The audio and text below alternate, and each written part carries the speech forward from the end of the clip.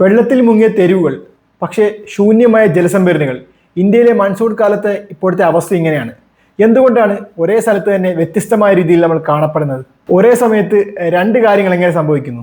ഇന്ന് അതിനെക്കുറിച്ചാണ് ഈ വീഡിയോ. 2026 ജൂലൈ 2 കണക്ക് പ്രകാരം ഇന്ത്യയിൽ ഏകദേശം 166 ജലസംഭരണികളിൽ ഏകദേശം 47.6 ബില്യൺ ക്യൂബിക് ലിറ്റർ വെള്ളം ആണുള്ളത്.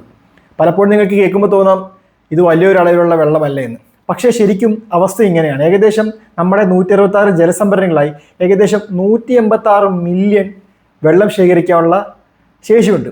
പക്ഷെ അവിടെയാണ് വെറും 26% 47.8 ബില്യൺ ക്യൂബിക് ലിറ്റർ വെള്ളം മാത്രമുള്ളത്.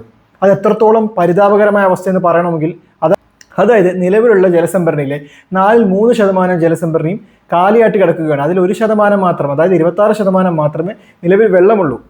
നിലവിലെ ജലസംഭരണികളിൽ 26% മാത്രം വെള്ളമുള്ളത് കൊണ്ട് തന്നെ ഏറ്റവും കൂടുതൽ ബാധിക്കുന്നത് ഗ്രാമീണ മേഖലയിൽ, നഗരമേഖലയിൽ പ്രാഥമികമായി ഉപയോഗിക്കേണ്ട വെള്ളത്തിനുള്ള ആവശ്യം, അതുപോലെ തന്നെ വ്യവസായത്തിനുള്ള ആവശ്യം, അതുപോലെ തന്നെ കാർഷിക മേഖലക്കുള്ള ആവശ്യം, മറ്റ് അതുമായി ബന്ധപ്പെട്ട പല ആവശ്യങ്ങൾ, അതുകൂടാതെ വൈദ്യുതി തുടങ്ങിയ മേഖലകളിലൊക്കെ എന്താണ് ധാരാളം വെള്ളം ആവശ്യം വരും. ഇത് വലിയ രീതിയിലുള്ള പ്രതിസന്ധിയാണ് ഈ മേഖലയിൽ ഉണ്ടാക്കാൻ പോകുന്നത്. അതും ഈ മൺസൂൺ കാലത്ത് തന്നെയാണ് ഈ ഒരു പ്രതിസന്ധി നേരിടുന്നതെന്ന് കൂടി നമ്മൾ ചിന്തിക്കണം. ഇത് എത്രത്തോളം ഗൗരവമുള്ള കാര്യമാണെന്ന് നമ്മൾ മനസ്സിലാക്കണം. ഇത് എത്രത്തോളം അസാധാരണമായ സാഹചര്യമാണെന്ന് നമ്മൾ ചിന്തിച്ചാൽ, കഴിഞ്ഞ വർഷം ഇതേ സമയം 78.7 ബില്യൺ ക്യൂബിക് ലിറ്റർ വെള്ളം നമുക്ക് സംഭരണിയിൽ ഉണ്ടായിരുന്നു. കഴിഞ്ഞ 10 വർഷത്തെ കണക്കെടുത്താൽ ഏകദേശം 48.4 ക്യൂബിക് മീറ്റർ വെള്ളം ആവറേജ് നമുക്കുണ്ടായിരുന്നു. അതായത് 2015 മുതൽ 25 വരെയുള്ള കണക്കെടുത്താൽ പോലും എന്താണ് 48 ബില്യൺ ക്യൂബിക് മീറ്റർ വെള്ളം നമുക്ക് സംഭരണിയിൽ ഉണ്ടായിരുന്നു. പക്ഷെ അതിലും 20% എന്താണ് തറയിലേക്കാണ് പോയിരിക്കുന്നത്. ഇത് കടുത്ത ജലപ്രതിസന്ധിക്കാണ് നമ്മുടെ രാജ്യം നേരിടുന്നത്. പ്രധാനമായും പ്രശ്നമാകുന്നത് ഇവിടെയല്ല, കാരണം മഴയുടെ വിതരണത്തിലുള്ള അസമത്വമാണ് ഇവിടെ ഏറ്റവും കൂടുതൽ പണി കിട്ടുന്നത്. കാരണം ഇത് കറക്റ്റ് പറഞ്ഞാൽ ജലസംഭരണിക്ക് ഒരുപാട് വെള്ളം ലഭിക്കുന്ന മേഖലയിൽ മഴ പെയ്യുന്നില്ല, എന്നാൽ മറ്റു മേഖലയിൽ മഴ പെയ്യുന്നു. ഇതാണ് ഇവിടെ ഏറ്റവും വലിയ പ്രകടമാകുന്ന ഏറ്റവും വലിയ വ്യത്യാസം എന്ന് പറയുന്നത്. അതായത് ജലസംഭരണികൾക്ക് ആവശ്യമായ വെള്ളം ലഭിക്കുന്ന കാടുകൾ, മറ്റു മലമ്പ്രദേശങ്ങളിൽ മഴ ലഭിക്കുന്നുമില്ല, എന്നാൽ ജലസംഭരണിക്ക് എന്താണ് വെള്ളം ലഭിക്കാത്ത പ്രദേശങ്ങളിൽ നല്ല മഴയും പെയ്യുന്നു. ഈ വ്യത്യാസം കൊണ്ടാണ് രാജ്യത്ത് ഇങ്ങനൊരു പ്രതിസന്ധി നേരിട്ടത്. ഇന്ത്യയിൽ 69% ജലസംഭരണിയിലും 80% താഴെ മാത്രമേ നിലവിൽ വെള്ളമുള്ളൂ. അതുകൂടാതെ 34 വരുന്ന മറ്റു ജലസംഭരണിയിൽ ഏകദേശം 50% താഴെയും. ഇത് വലിയ പ്രതിസന്ധി തന്നെയാണ് കാണിക്കുന്നത്. കാരണം സാധാരണഗതിയിൽ മൺസൂണിൽ ഇതൊക്കെ നിറഞ്ഞു നിൽക്കേണ്ട ഒന്നാണ്. അവിടെയാണ് ഈ ഒരു പരിതാപകരമായ അവസ്ഥയിലേക്ക് എത്തുന്നത്. എന്നാൽ ചില സ്ഥലങ്ങളിൽ അതിലും ഭയാനകരമായ അവസ്ഥയാണ്. മഹാരാഷ്ട്രയിലെ ഭീമാ ഉജ്നി, തമിഴ്നാട്ടിലെ ആലിയാർ, ഉത്തർപ്രദേശിലെ മഡോറ എന്നീ ജലസംഭരണിയിലെ വെള്ളം വെറും 0% എത്തിയിരിക്കുന്നു. അത് ദൂരവ്യാപകമായ പ്രത്യാഘാതങ്ങളിലേക്കാണ് എത്തിക്കുന്നത്. ഏതാനും പ്രദേശങ്ങളിൽ മാത്രം വിഷയമല്ല.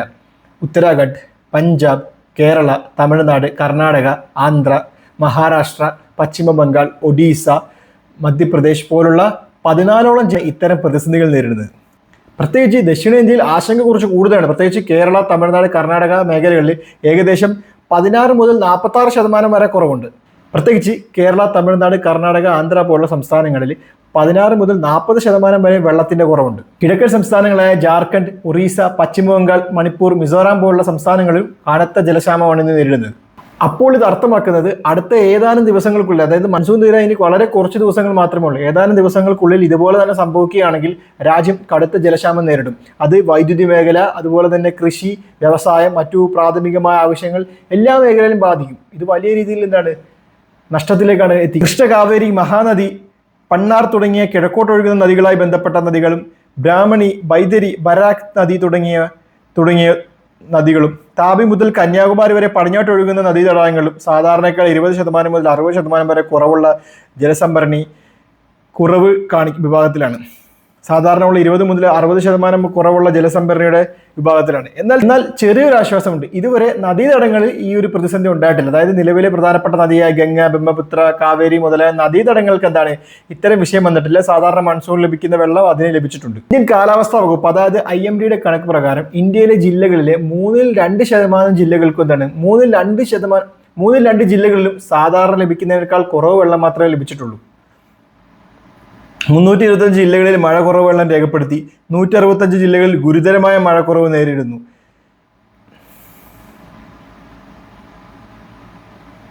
ഇവ ചേർന്ന് രാജ്യത്തിന്റെ 66% പ്രദേശത്തെ ബാധിക്കുന്നു. ഉത്തർപ്രദേശ്, ഒഡീസ, ബീഹാർ, തെലങ്കാന തുടങ്ങിയ സംസ്ഥാനങ്ങളിൽ ഉത്തർപ്രദേശ്, ബീഹാർ, ഒഡീസ, കർണാടക, ആസാം തുടങ്ങിയ സംസ്ഥാനങ്ങളിലെ പല ജില്ലകളിലും സാധാരണ ലഭിക്കുന്നതിനേക്കാൾ മഴവെള്ളം കുറവാണ് ലഭിച്ചത്.